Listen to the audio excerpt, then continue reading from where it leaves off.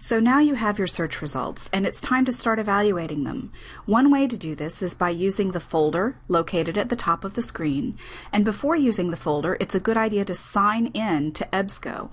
Click the Sign In and create a user account if you don't already have one. Click Create New Account and enter your personal information.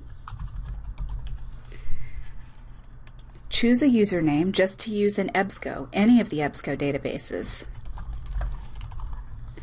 and choose a password.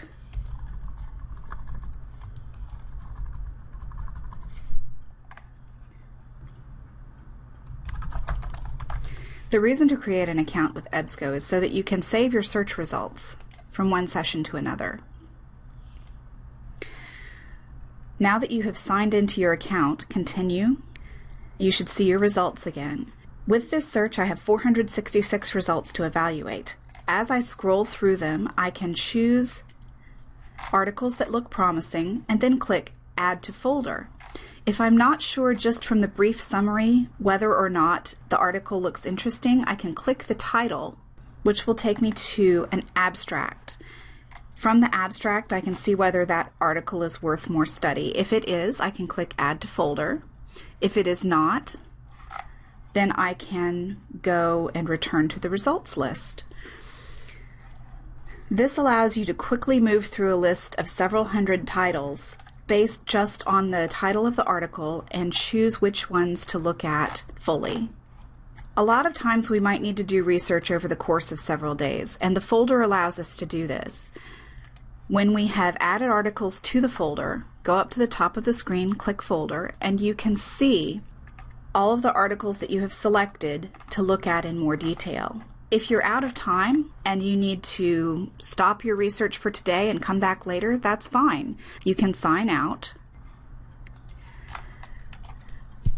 leave the EBSCO database, go do whatever you need to do, then go back to the database.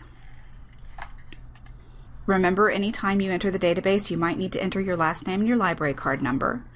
Click Sign In. Use the username that you've just created and the password. Click Log In.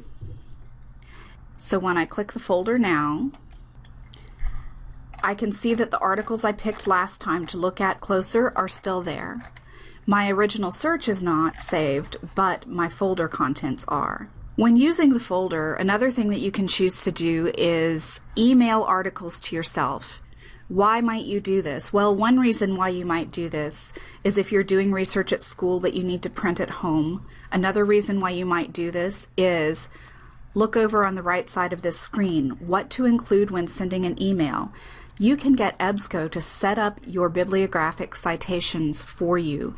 So you can choose the citation format that your teacher might have requested. They might have chosen MLA, they might have said APA. If the citation format is in this list, EBSCO will send you the information about this article already cited so that all you have to do is copy and paste it into your bibliography. That can be a big time saver. And you have the choice when you send an email to yourself to leave the articles in the folder to look at again in the future or to remove them from the folder. It's up to you which you would prefer to do. Then send the article to yourself, and it's always a good idea to then go and check your email to make certain that the article came through correctly. So that is one way to narrow down and work with your search results in EBSCO databases to get the most out of your time spent on research.